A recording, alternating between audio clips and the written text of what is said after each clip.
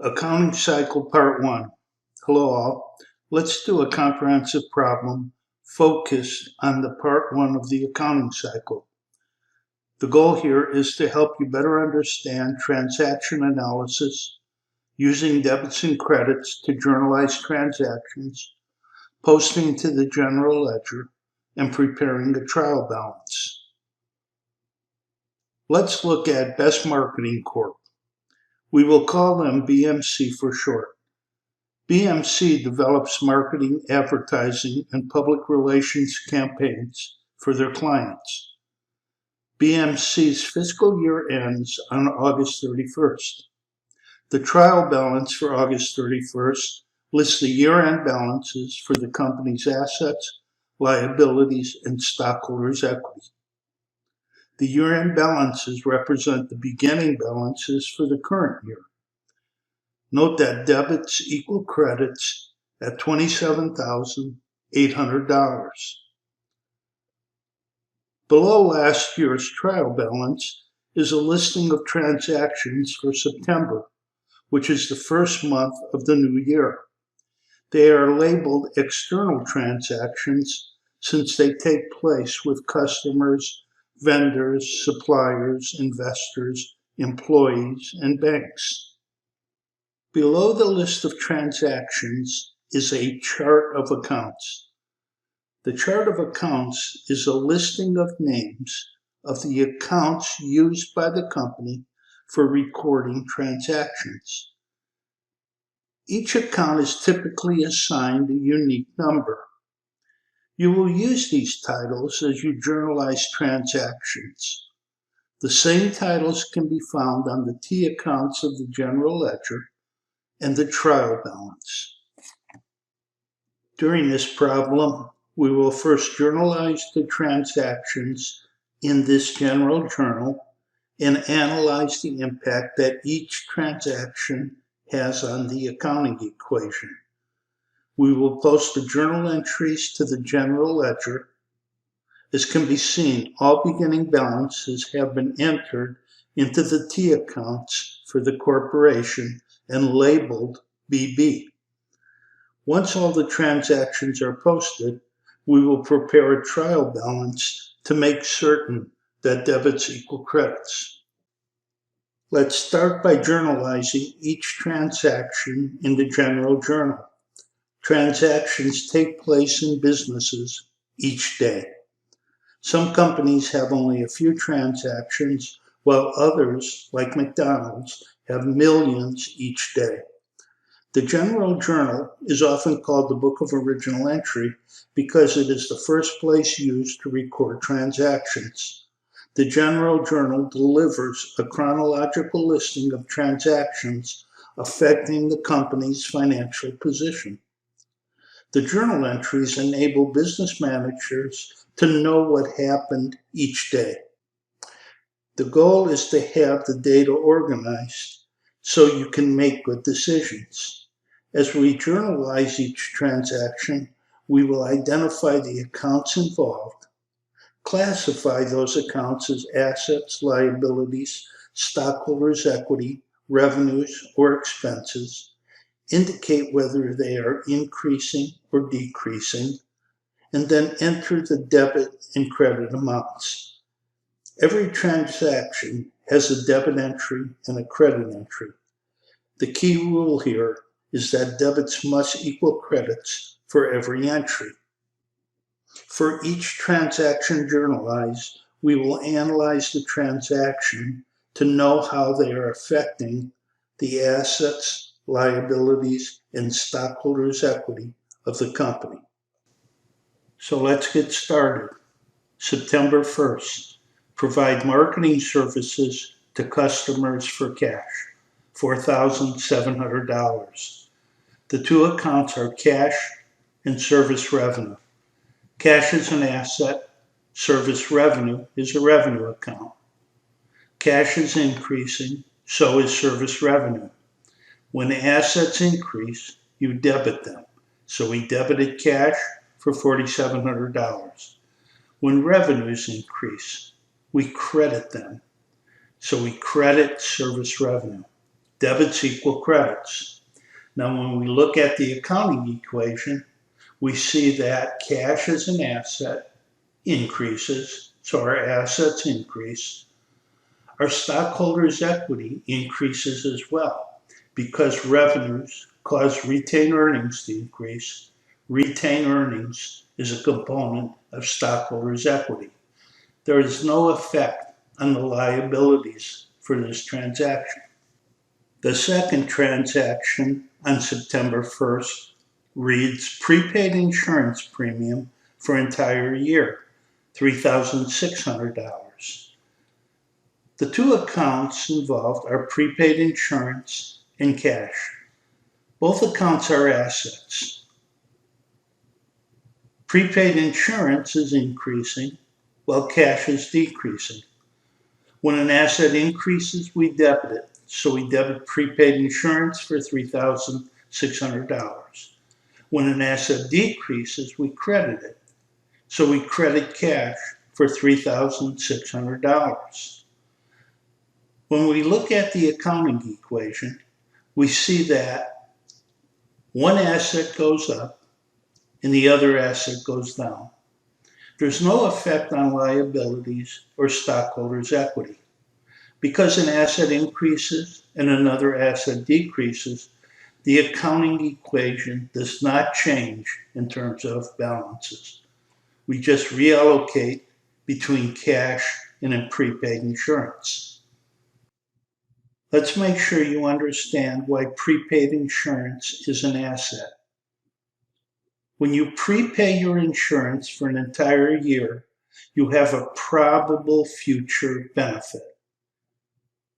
We wouldn't expense this payment because we benefit throughout the entire year. You expense items when they affect only your current period. By buying insurance for the entire year, we have a future benefit.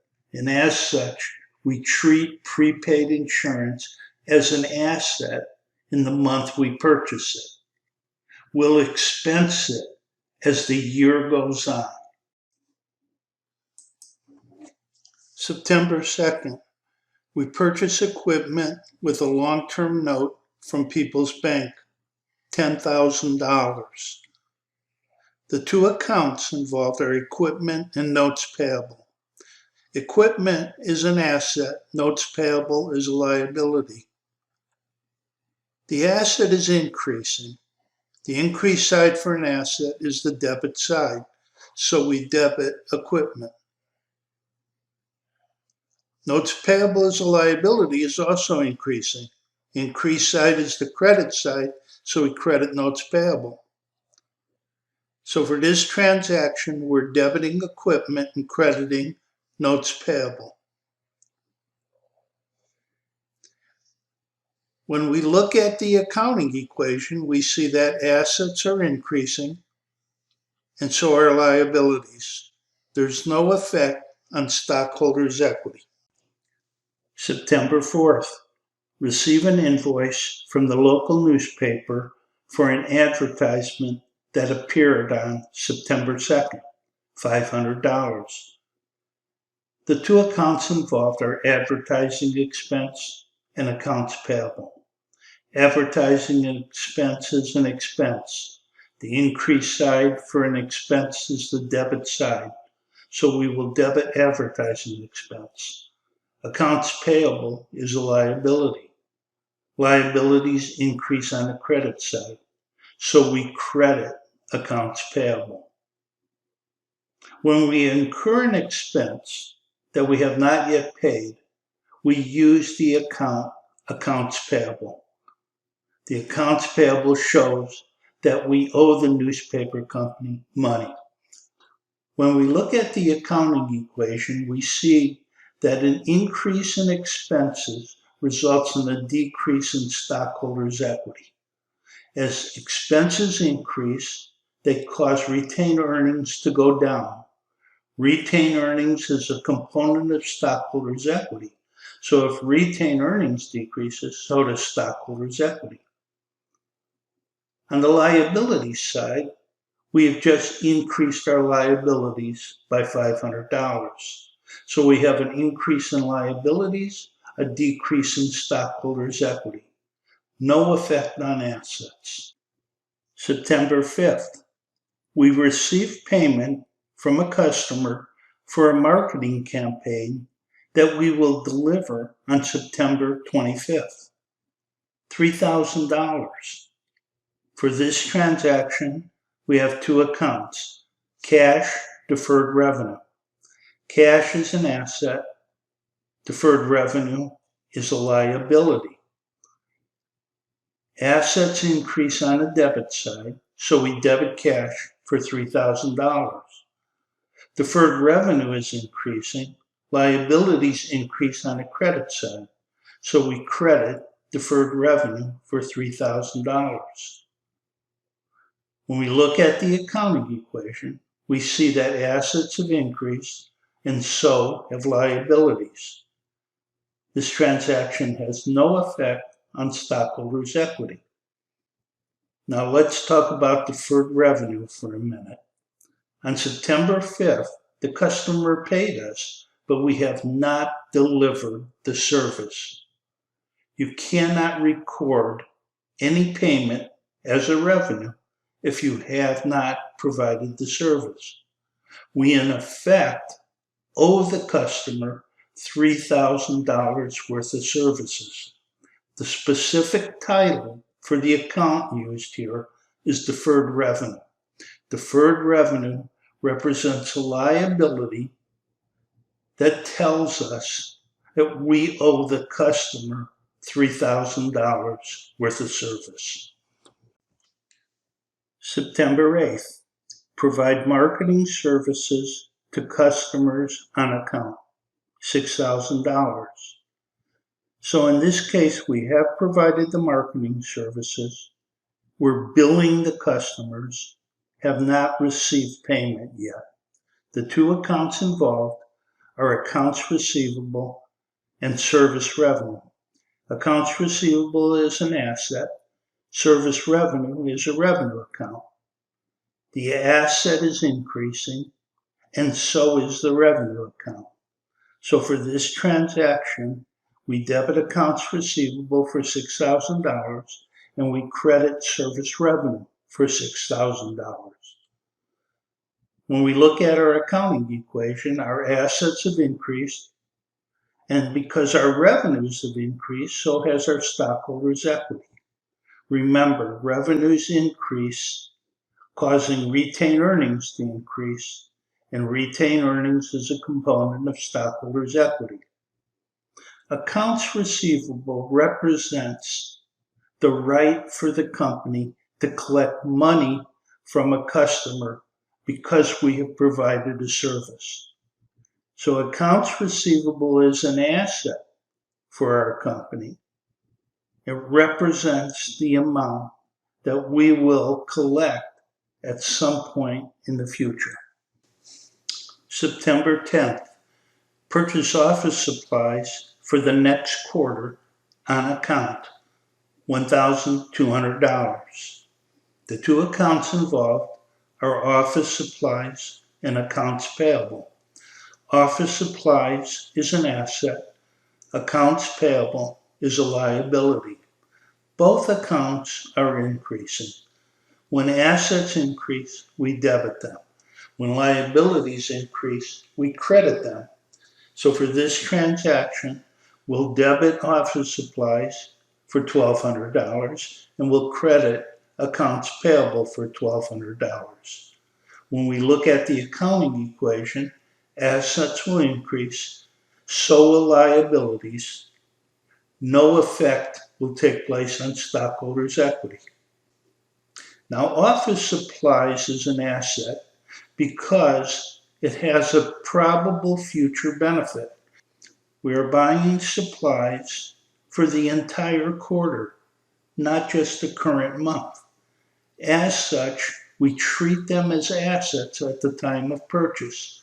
As we use the supplies up, we will expense those supplies. September 13th, paid to People's Bank on the long-term note $4,000. The two accounts involved are notes payable and cash.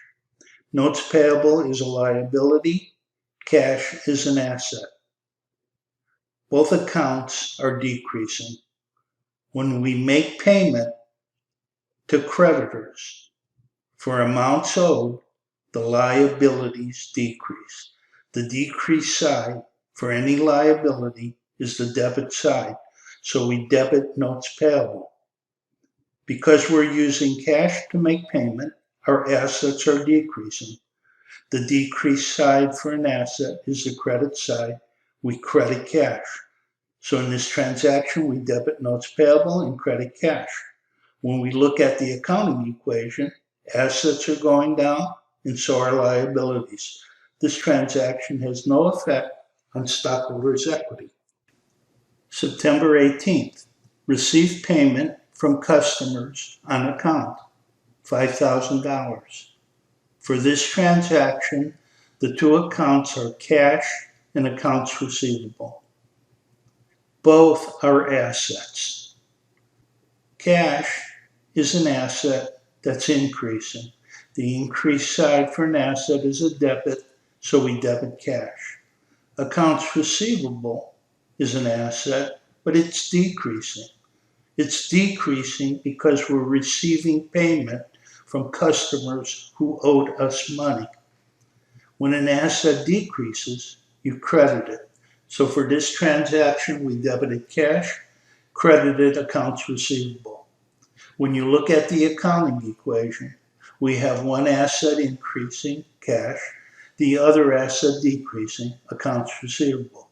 There's no effect on liabilities or stockholders' equity. September 20th, paid September's rent, $900. The two accounts are rent expense and cash. Rent expense is an expense, cash is an asset. Rent expense is increasing. The increased side for an expense is the debit side. So we'll debit rent expense for $900. Cash is an asset, it's decreasing. Assets decrease on the credit side, we'll credit cash.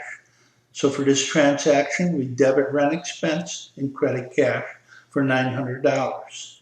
On the accounting equation, our assets go down because cash decreases. So does our stockholders' equity. Again, increases in expenses cause decreases in retained earnings, which are a component of stockholders' equity. So stockholders' equity will decrease anytime an expense takes place. September 25th, delivered marketing campaign to customer from the September 5th transaction. Back on September 5th, we received payment from a customer in advance. On September 25th, we're actually delivering the campaign. We're providing the service. So the two accounts involved are deferred revenue and service revenue. Deferred revenue is a liability. Service revenue is a revenue. Deferred revenue as a liability is decreasing. It's decreasing because we are delivering the service to the customer. We don't owe him any more service. Service revenue is increasing. Service revenue is increasing because we're recognizing revenue because we have provided the service. When a liability decreases, we debit it. So we debit deferred revenue. When a revenue increases, we credit it. So we credit service revenue. So for this transaction, we debit deferred revenue and credit service revenue. When we look at the accounting equation, our liabilities decrease because deferred revenue has decreased and our stockholders' equity has increased. Again, Revenues cause stockholders' equity to increase because revenues increase retained earnings, which is a component of stockholders' equity. September 27th. Received advance payment from a customer for a marketing campaign to be delivered on October 20th, $4,500. This transaction is similar to the September 5th transaction. The two accounts involved are cash and deferred revenue. Cash is an asset, deferred revenue is a liability. Our asset is increasing, so we debit cash for $4,500. Our liability is increasing as well, so we credit deferred revenue for $4,500.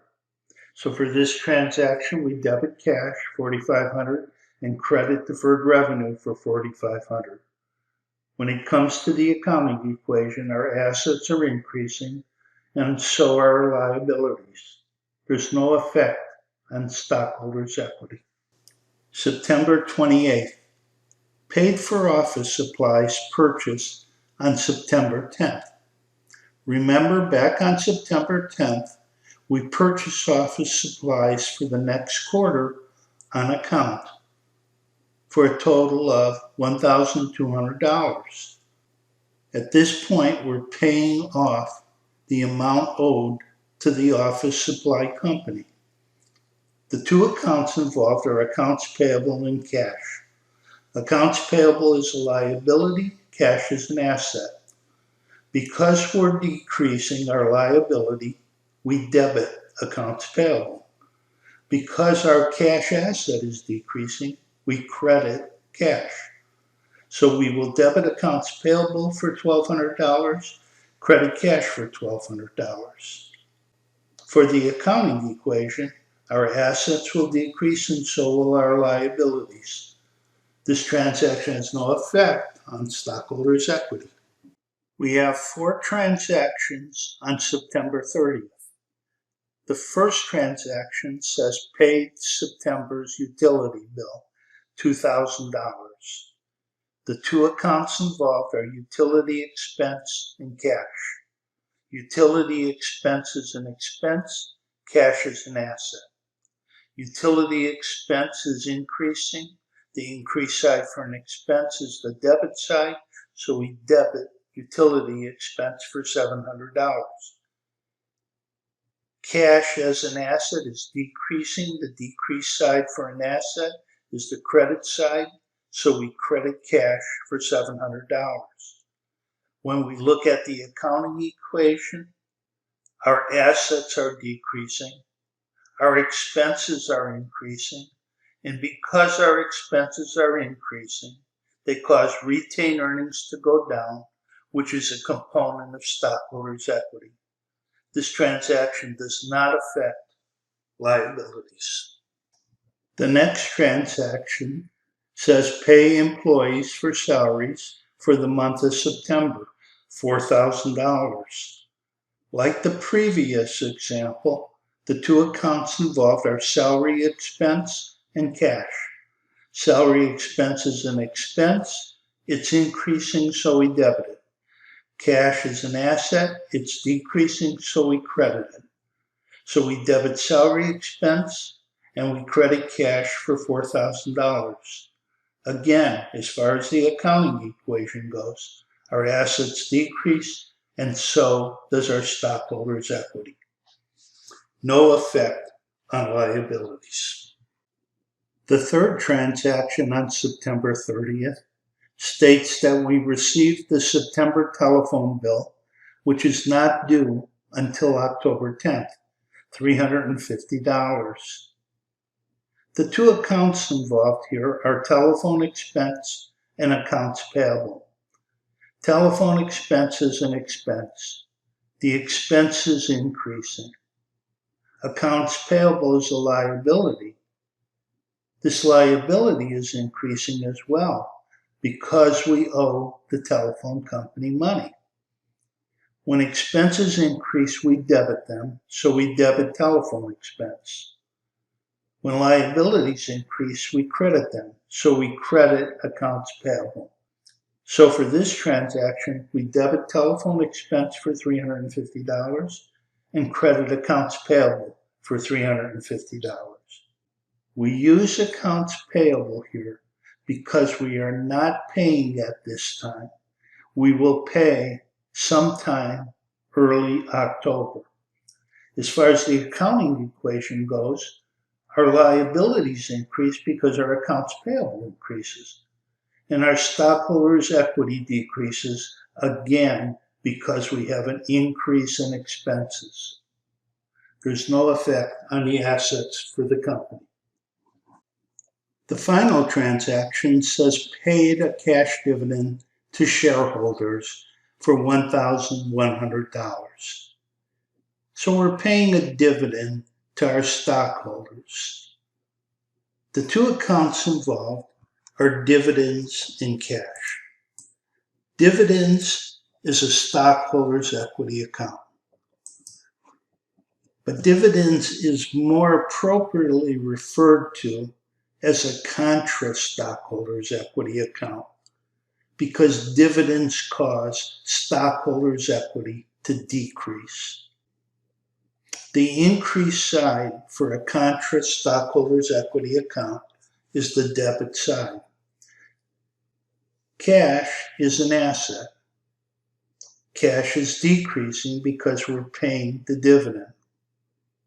So for this transaction, we'll debit dividends and credit cash.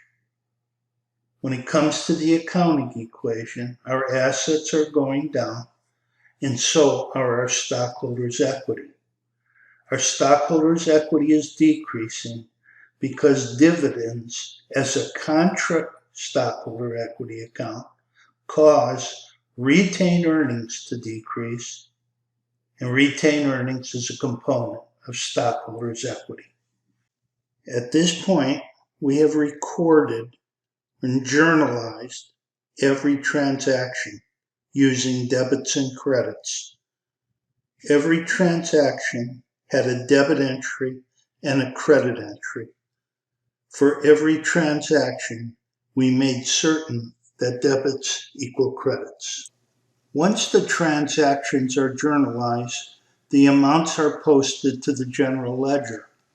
The general ledger is designed to further organize the data by listing and summarizing the activity in each of the company's accounts. The general ledger looks like a T account with a left side and a right side. The left side is the debit side and the right side is the credit side. When entries from the journal are recorded in the general ledger, we call that posting to the ledger. Posting to each account lets us review the activity in each account and determine the account's ending balance. First, note that a number of accounts have beginning balances. The beginning balance for these accounts is the ending balance taken from the August 31st trial balance. Assets have beginning balances on the debit side. Liabilities and stockholders' equity accounts have beginning balances on the credit side. The beginning balance for an account will always be the increased side for that account. So let's do some posting. The source for all posting is the journal. The first transaction recorded a debit to cash and a credit to service revenue. We find cash in the general ledger and debit it for $4,700. We then find service revenue and we credit it for $4,700. We enter the date for the transaction in each account. If an account is debited in the journal, it is also debited when posting it to the ledger. Likewise, If it is accredited in the journal, it will be credited when posted to the general ledger. The second transaction involved a debit to prepaid insurance and a credit to cash. So again, we go to our ledger. We put the date, September 1st. We find prepaid insurance and debit it for $3,600. Next, we find cash and we credit cash for $3,600. On September 2nd, we purchased equipment and issued a note. So again, we go to our ledger, we enter the date, September 2nd, and debit equipment for $10,000 and credit notes payable for $10,000. We do this for every journal entry. I have posted the remaining journal entries to the general ledger to save time. Note the big difference between the general journal and the general ledger. The general journal is the book of original entry. It's the first place that transactions get recorded. It's designed to keep a record of business transactions according to the date the transaction occurred. Recording information in the general journal is called journalizing. The general ledger captures its data from the general journal and is used to track the balance activity for each asset, liability, owner's equity, revenue, and expense account. Now that the external transactions have been journalized and posted to the general ledger, we need to calculate the account balances and make certain that debits equal credits.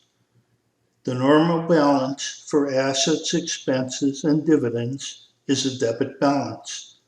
For these classifications, you will add the debit side first and then subtract any credits. For cash, we will add the beginning balance of $6,500 to the 4 postings on the debit side and then subtract the 7 credit postings. The ending balance is $8,200. You will do the same for accounts receivable, office supplies, prepaid insurance, and equipment. You also do the same for dividends and the 5 expenses listed. All have debit balances. Liabilities, owner's equity, and revenue all increase on the credit side, so their ending balance will be a credit balance. So for these accounts, we will add the credits first and then subtract the debits to get the ending balance. For accounts payable, we will start with the beginning balance of $7,500. We will add the 3 credit entries to it and then subtract the 1 debit entry. The total will be $8,350. So $8,350 is the ending balance for accounts payable. We will do the same thing for deferred revenue, notes payable, common stock, retained earnings, and service revenue. At this point, all our ending balances have been calculated. All the ending balances for this problem are shaded in green. To determine that debits equal credits, we will prepare a trial balance. The sole purpose of the trial balance is to prove that debits equal credits. If debits do not equal credits, something is wrong. The trial balance will list all the company accounts.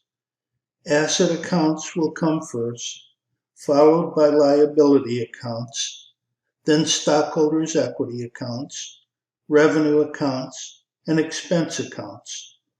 All the amounts come directly from the ending balances of the general ledger. Once the columns are totaled, the debit amounts must equal the credit amounts. If not, there's a mistake somewhere. For Best Marketing Corporation, our total debits are $52,850. Our total credits are $52,850. Our debits equal credits. It is important to note that errors can exist even if the trial balance total show that debits equal credits. Typical errors include entries made twice, or entries not made at all, or sometimes entries are made to the wrong accounts. Sometimes numbers are transposed, and then there's reversed entries, where a debit may be mistakenly recorded as a credit and vice versa.